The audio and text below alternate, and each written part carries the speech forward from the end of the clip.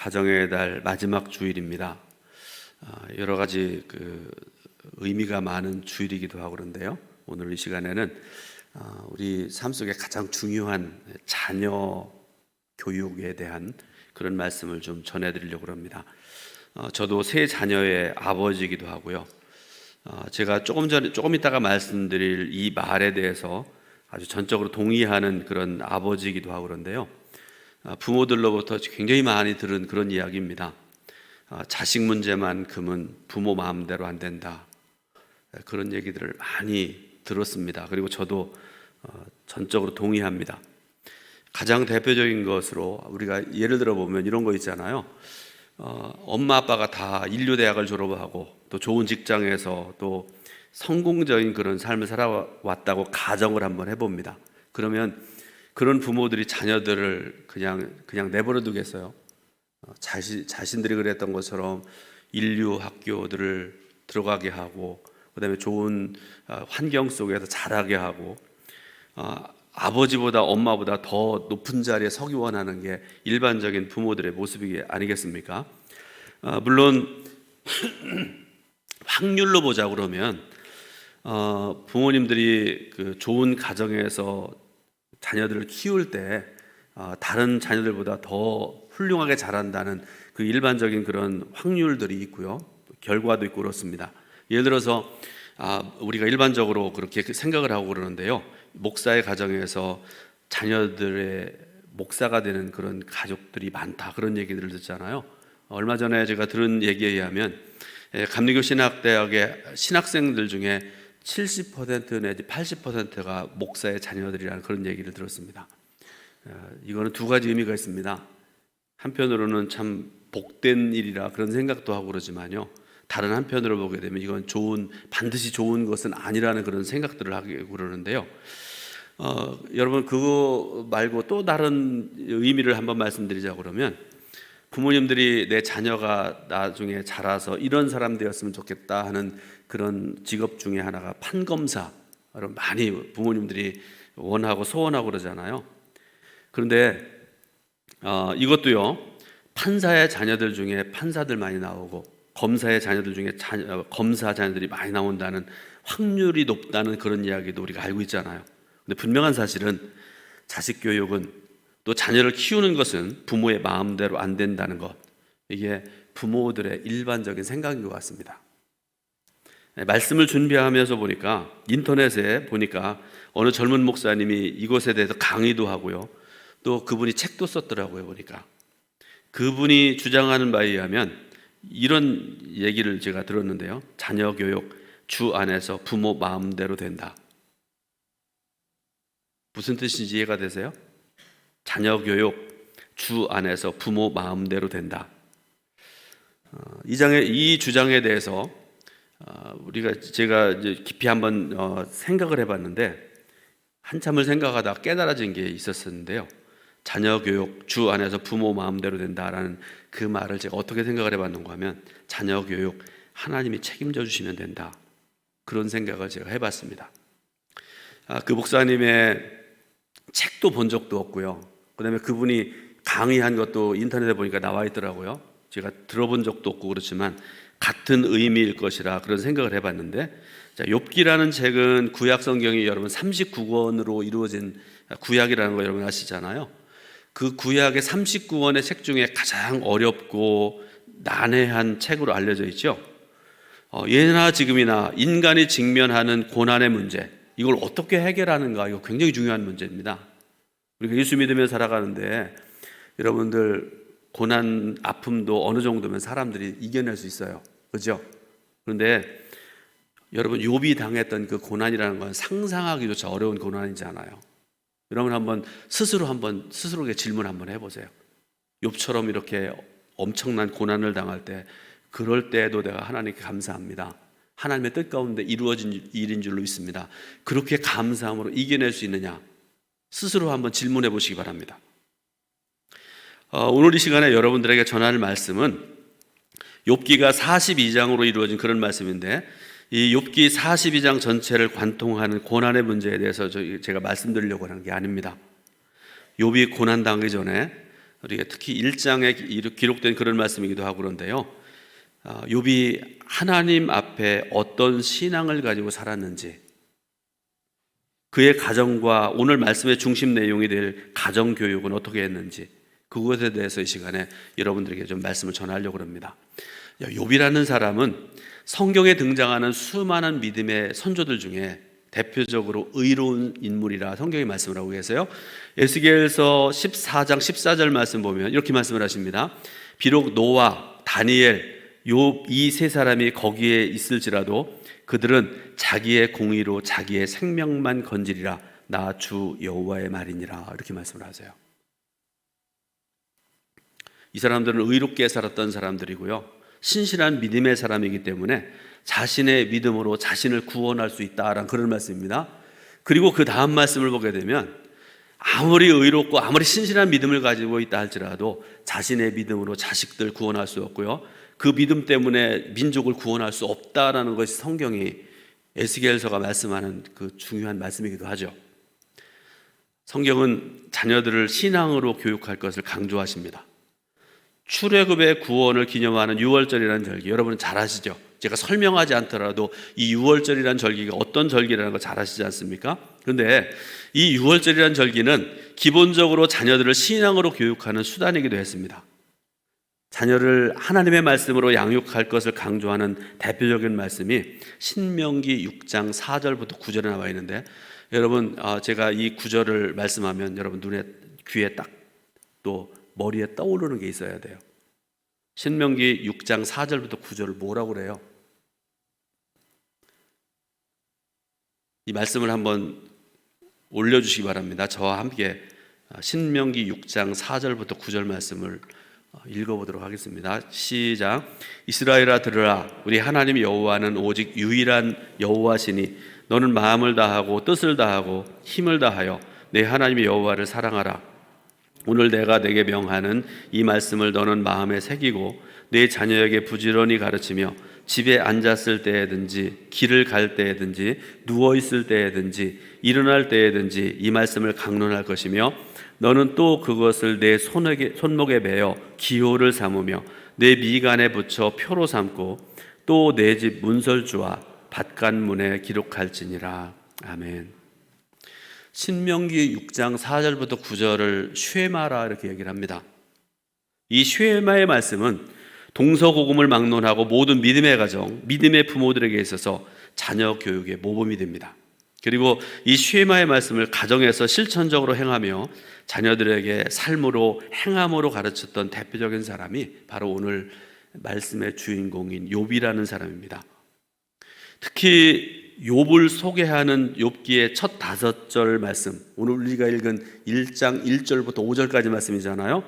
이 5절의 말씀 중에 3절의 말씀이 다 자녀와 관련이 있다는 것은 그의 경건한 신앙과 삶이 가정과 자녀들과 긴밀한 관계를 가지고 있다는 것을 보여주는 그런 말씀이잖아요.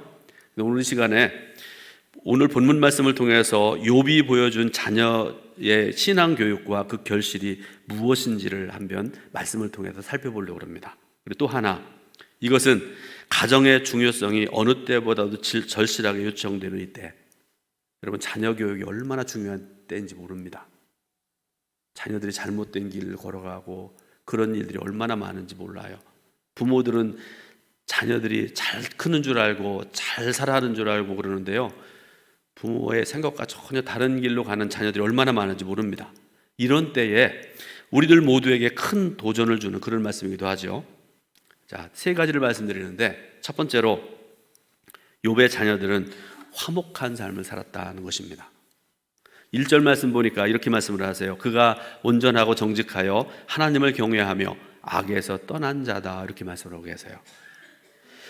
그리고 욥의 이런 경건한 삶은 그의 삶의 풍요를 가져다 주었는데요, 성경 말씀 보니까 7,000마리의 양을 가지고 있었고 7,000마리의 낙타를 가지고 있었고요, 500겨리의 소, 그리고 암나귀가 500마리였고 그리고 종도 꽤 많았다, 성경이 이렇게 말씀을 하고 계세요. 그런데 여러분, 이 모든 것보다, 재산이 많은 것보다 욥에게 있어서 더없이 크고 소중한 복은 하나님께서 그에게 주신 자녀들이었는데요. 4절에 보니까 이렇게 말씀을 하세요. 4절에 보니까 그의 아들들이 자기 생일에 각각 자기의 집에서 잔치를 베풀고 그의 누이 3명도 청하여 함께 먹고 마시더라. 이렇게 말씀을 하십니다. 말씀 중에 보니까 그의 아들들과 누이들이 각각 자기의 집에서 이렇게 말씀을 하고 계세요. 이 말씀으로 미루어 볼 때 욥의 7 아들들과 3 딸들은 결혼해서 분가한 것으로 보인다. 이 학자들의 주장입니다. 고대 히브리 사회에서 유력한 가문의 아들들은요, 부모들이 자녀들을 볼 때 이 아이들을 집을 사서 분가해도 좋을 것 같다, 그런 생각이 들면 미혼인 상태에서도 아들들에게 혹은 딸들에게 집을 소유하게 했고요. 그래서 분가하는 그런 삶을 살게 했다는 그런 학자들의, 구약 학자들의 주장이 있습니다. 욥은 자녀들의 부모의 신앙을 따라서 서로 화목한 삶을 지켜나가는 그런 삶을 살았습니다. 그 증거가 조금 전에 함께 읽었던 4절 말씀에서 드러나게 되는 것인데요, 10명의 자녀들이 자기 생일이 있을 때마다 서로 형제와 누이들을 초청을 해서 함께 잔치하고 함께 즐거워하는 그런 삶으로 드러나게 됐다, 그런 말씀인데, 여러분, 자녀들 간의 화목한 삶은요, 부모에게 있어서 가장 큰 즐거움이고 부모님에게 큰 기쁨이죠. 부모는 자녀들이 화목하게 지내는 것을 무엇보다도 원하십니다. 그런 점에서 욥의 자녀들이 보여준 형제 자매 간의 화목은 자신들의 즐거움을 넘어서 그 자체가 부모를 공경하는 일이고 부모를 기쁘게 하는 일이 되었습니다. 그리고 그것은 욥의 자녀들을 신앙으로 제대로 양육한 결과로 그에게 주어진 하나님의 축복의 보상이라 말씀드릴 수 있는 것이죠. 여러분들도 형제와 자매와 부모 그리고 친구들 간의 화목함의 가장 큰 증거 중에 하나가 함께 잔치하는 것이라는 걸 여러분 아시죠? 함께 잔치한다는 것은 다른 말로 하면요, 함께 식사하는 것 아닙니까? 가족들 간에도요, 부모 간에, 가족들 간에 화목하지 않으면 밥 안 먹어요. 그죠? 너 먼저 먹어. 나 나중에 먹을게. 심지어는 밥그릇 들고 방으로 들어가는 자녀들도 있고 가족들도 있고 그러잖아요. 서로 다투고 원수된 사람하고 같이 식사를 한다고 그러면 사람들이 이런 얘기를 해요. 제가 이번 주간에도요, 지난 주간에도 이 얘기를 들었어요. 우리 교회에서 들은 게 아니라 어느 교회 목사님한테 이 얘기를 들었습니다. 같이 밥을 먹자 그랬더니 안 먹어 그러더라고요. 이건 목사님이 저한테 반말한 건 아니에요. 친하지 않은 사람, 내가 미워하는 사람하고 밥 먹자 그러면 안 먹어 그러잖아요. 여러분 안 그래 보셨어요? 한 걸음 더 나가면요, 체해 그래요. 그 인간하고 밥 먹으면요, 소화가 안 된대요. 체한대요. 그런 얘기를 제가 많이 들었습니다. 우리가 살아가면서 항상 모든 사람들과 화목할 수 없습니다. 항상 친교하고 항상 좋아할 수 없습니다. 일시적으로 싸울 수도 있고요, 관계가 틀어지기도 합니다. 그런데 이를 회복하기 위해서 서로가 하는 말 중에 밥 한 번 먹자, 그런 얘기들 하잖아요. 그죠? 여러분, 그런 말이 있으면 모르는 척하고 같이 밥 먹으세요. 여기에 호응하면 그동안 틀어졌던 관계가 회복되는 그런 계기가 될 수 있다는 그런 말씀 아니겠습니까? 그러므로 사랑하는 성도 여러분, 여러분의 가족과 그리고 여러분의 형제와 자매 사이에 날마다 잔치하는 역사가 있길 바라고, 그래서 화목하고 친밀한 가정의 삶이 될 수 있기를 주님의 이름으로 축원을 드립니다.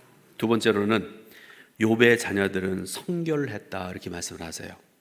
5절 말씀인데요, 5절 말씀을 다시 한번 같이 읽어보겠습니다. 그들이 차례대로 잔치를 끝내면 욥이 그들을 불러다가 성결하게 하되 아침에 일어나서 그들의 명수대로 번제를 드렸으니 이는 욥이 말하기를 혹시 내 아들들이 죄를 범하여 마음으로 하나님을 욕되게 하였을까 함이라. 욥의 행위가 항상 이러하였더라. 아멘. 욥은 생일 잔치를 마치고 자녀들을 불러들여서 성결하게 하면서 각자를 위해서 번제를 드렸다, 이렇게 말씀을 하고 계세요. 여러분, 번제라는 제사 아시죠? 구약에 보면, 레위기에 보면 이스라엘 백성들이 하나님께 드렸던 5가지의 중요한 제사가 나와요. 번제라는 제사, 그다음에 두 번째로 소제, 세 번째로 화목제, 네 번째로 속죄제, 다섯 번째는 속건제라는 제사가 있습니다. 여러분 이거 다 우리가 이름만은 알아도 좋을 것 같아요. 이거 뭐 어떻게 드려야 되고 뭐 이런 거 여러분 다 모르셔도 괜찮아요. 어쨌든지 간에 하나님 앞에 이렇게 5가지의 제사를 구약시대에 드렸다는 것은 여러분 아시면 좋을 텐데요. 그런데 그 중에서 가장 대표적인 제사가 번제라는 제사인데요. 이 번제라는 제사가 어떤 제사인지 잠깐 말씀드립니다. 첫 번째로는 희생제물을 태우는 연기가 하늘로 올라가서 번제 그랬습니다. 번자가 무슨 뜻인가 하면 태울 번자예요. 이 번제라는 제사는요, 모든 제물을 태웁니다. 하나부터 끝까지 다 태워요. 태워서 그 연기가 하나님께로 상달되어야 된다, 그런 의미를 가지고 있는 그런 제사인데요. 하나님께 상달되기를 간구하는 뜻에서 붙여진 그런 명칭이 바로 번제라는 제사고요. 두 번째로, 번제를 드릴 때는 반드시 희생제물이 있어야 되는데 소와 양과 염소 그리고 새, 그것을 제물로 삼아서 그걸 태워서 하나님께 드리는 제사가 번제라는 제사입니다. 세 번째가 가장 중요한데요. 이 번제라는 제사를 드리는 목적이 있습니다.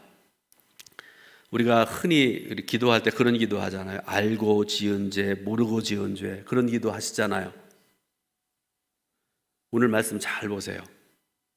욥이 아들과 딸들을 위해 하나님께 번제를 드릴 때에 욥이 뭐라고 고백을 합니까? 아침에 일어나서 그들의 명수대로 번제를 드렸으니 이는 욥이 말하기를 혹시 딸이 죄진 거 아니에요. 혹시라도 죄질까 봐 하나님께 번제를 드렸다, 그런 말씀 아니겠습니까? 그래서 이 번제를 드리는 목적이 알고 모르고 지은 죄를 용서받기 위해서 드렸습니다. 그리고 하나님께 대한 헌신과 감사의 마음으로 드리는 제사가 번제라는 제사, 가장 대표적이고 많이 드렸던 제사가 번제라는 제사입니다. 이처럼 하나님께서 주신 규례에 따라서 정성과 믿음으로 드렸던 번제라는 제사는요, 말씀을 보면 욥은 사랑하는 10명의 자녀들을 위해서 최선을 다해서 번제를 드리는데, 혹시라도 내 아들들이 내 딸들이 죄 지을까 두려워서 하나님께 번제를 드렸다고 그러는데요, 여러분 아버지가 이런 믿음으로 하나님께 제사를 드리니까 하나님께서 받으시기에 합당하겠죠. 하나님께서 기뻐 받으시고 용서하시기에 합당한 제사를 드렸음에 틀림이 없습니다.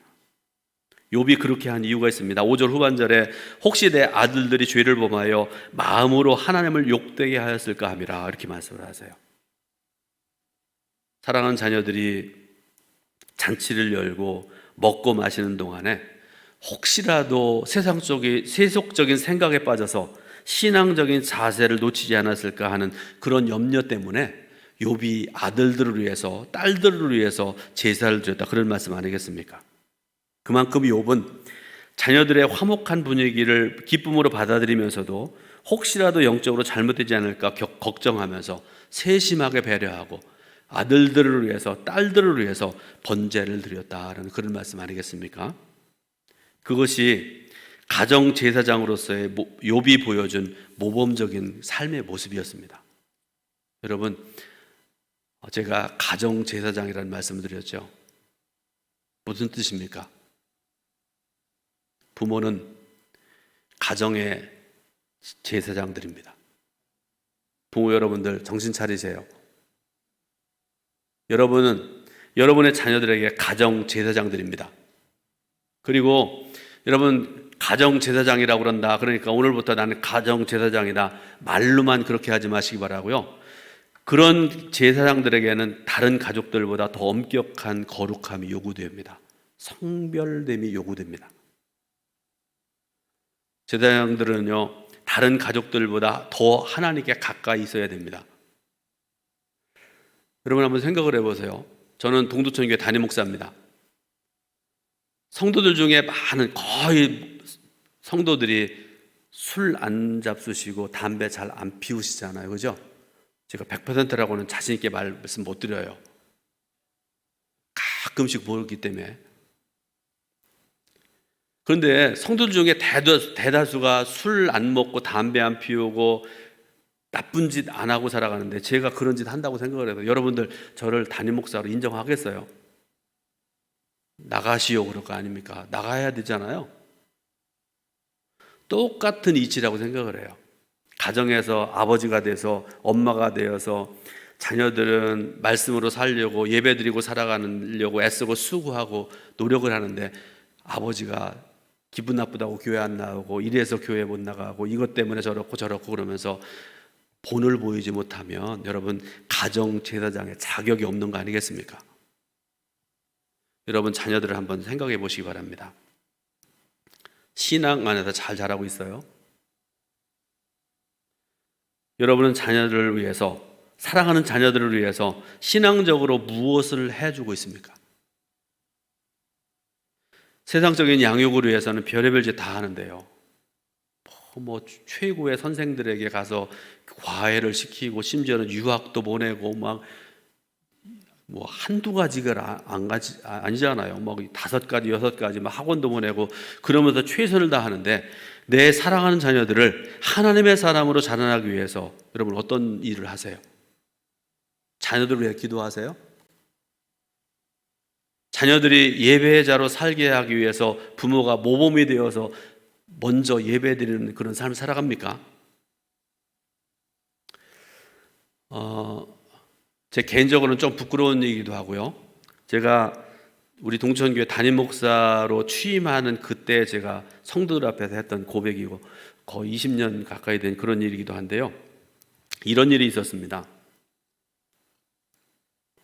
제가 아마 초등학교 한 3학년이나 뭐 이때쯤 됐을 것 같아요. 정확하게는 모르겠습니다. 저희 어머니는 제가 뱃속에 잉태될 때부터 기도하셨던 어머님이시고요. 저 걸을 때부터 저희 어머니는 주일학교 보내셨어요.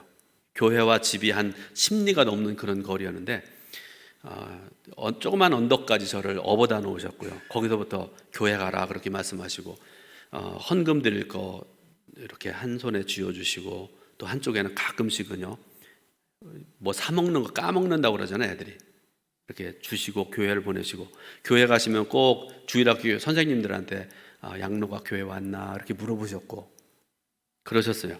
그런데 제가 2학년 때인가 3학년 때인가 어떤 일이 있었는가 하면 친구들의 꾀임에 넘어갔으리라고 생각을 해요. 정확하게 기억은 안 나는데 친구들이 교회 가지 말자고 이렇게 얘기를 해서 제가 주일날 교회를 안 갔던 기억이 있습니다. 교회 안 간 것도 참 잘못한 것인데 그때 친구들하고 밤을 따라갔던 그런 적이 있었습니다. 그러니까 아마 가을쯤 됐었던 것 같아요. 잊어버리지 않습니다. 옆 동네에 그 밤이 아주 잘 열려있던 그곳에 올라가가지고 제가 그때 기억으로는 저를 시켜가지고 올라가게 하고 거기서 흔들게 하고 따게 하고 밑에서 친구들 죽게 하고 그러다가 주인한테 들켰어요. 그런데 여러분 그 애들이 조그만 애들이 그런 잘못하면 좀 용서해 주세요. 웬만하면 좀 따끔하게 혼내주시고 집에 찾아가진 말았으면 좋겠어요. 근데 그 아저씨가 옆 동네인데 저희 집을 찾아오셨더라고요. 저녁에 아버지 어머니한테 그런 얘기를 다 하셨어요. 근데 여러분 잘 보세요. 저희 아버지는 그때 당시 예수 안 믿으셨고요. 어른이시니까 그분이 가고 난 다음에 저한테 뭐라고 그러셨는가 하면 애가 자라다 보면 그럴 수도 있지 그러고 넘어가셨어요. 근데 문제는 어머니예요. 어머니가 윗방으로요. 아랫방은 아버지 주무시는 데고 윗방으로 저를 들어오라고 그러시더니 문을 딱 걸어 잠그시더라고요. 그러더니 아버지 그 양복에 그 둘른 그 가죽 띠를 뽑아가지고 그걸 손에 감으시더니 그 가죽대로 저를 때리시면서 제가 지금까지 어머니 매를 한 번 맞아보셨는데요. 그때 어머니가 울으시면서 그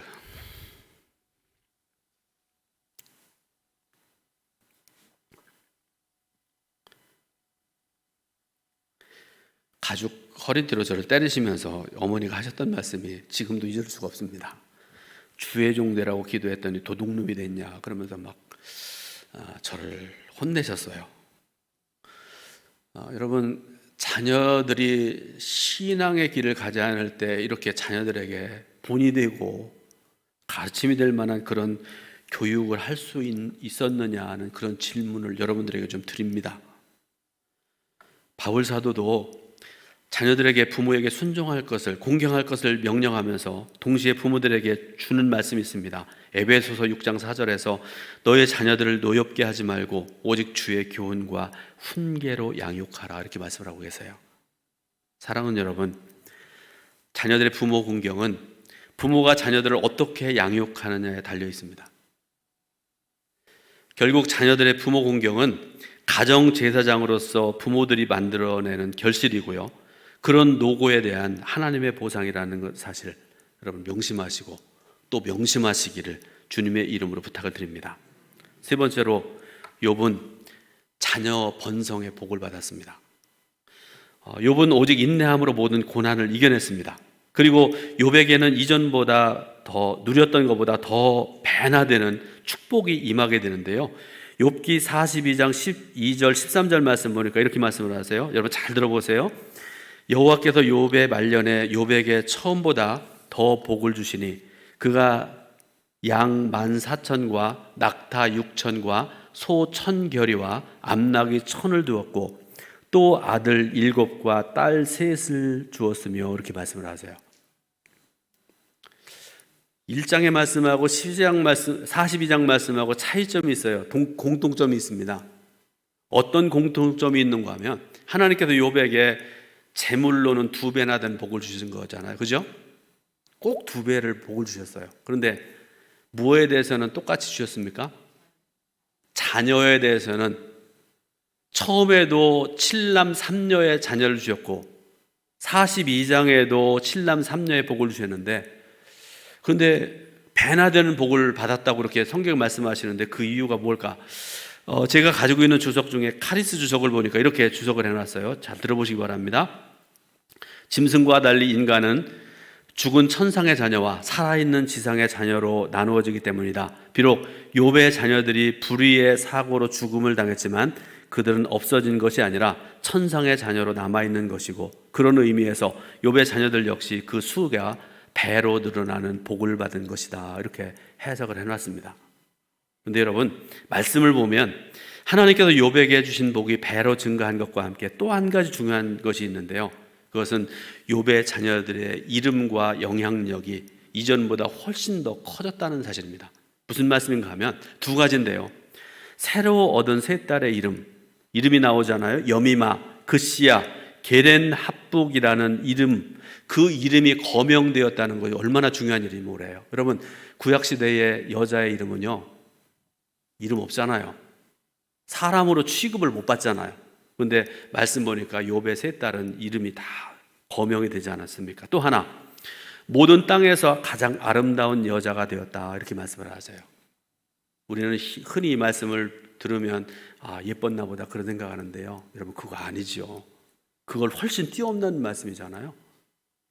신앙적으로, 인격적으로 성숙해지고 합당하고 아름다운 그런 딸들이 되었다는 그런 말씀 아니겠습니까? 그리고 욥은 딸들에게도 아들들에게 하는 것처럼 자신의 기업을 나눠주었고요, 이것은 3딸의 사회적 신분과 위치를 7 아들들과 동등하게 해줌으로써 자녀들의 영향력이 확장되었음을 의미하는 그런 말씀입니다. 마지막으로 욥은 140년을 더 살면서 아들과 손자 4대를 보았다, 성경이 이렇게 말씀을 하고 계세요. 그리고 이것은 이전에 보여주었던 욥의 철저한 신앙교육이 4대까지 이어졌다는 것을 보여주는 그런 말씀이죠. 이제 말씀의 결론을 맺습니다. 욥은 자신의 경건한 신앙을 통해서 자손의 번성과 함께 자손 대대로 이어지는 신앙의 명문가를 이루었습니다. 오늘 말씀을 듣는 성도 여러분들도 하나님 말씀 들은 대로 욥의 경건과 신앙을 이룰 수 있기를 바라고, 여러분의 가정이 자손 4대 혹은 10대 혹은 100대까지 신앙의 명문 가정을 이루는 복된 삶을 살아가시기를 예수님의 이름으로 축원드립니다. 기도하겠습니다. 하나님, 은혜를 감사드립니다. 저희들을 사랑하시고 날마다 말씀 주시고 말씀을 통해 깨닫게 하신 은혜 감사드립니다. 하나님, 오늘도 주신 귀한 말씀을 저희들 마음 깊은 곳에 새기게 하시고 말씀대로 행하고 살고, 그래서 우리 성도들 가정마다 신앙의 명문 가정을 이루고 살아갈 수 있는 복된 역사 있도록 인도하옵소서. 예수 그리스도의 이름으로 기도드립니다. 아멘.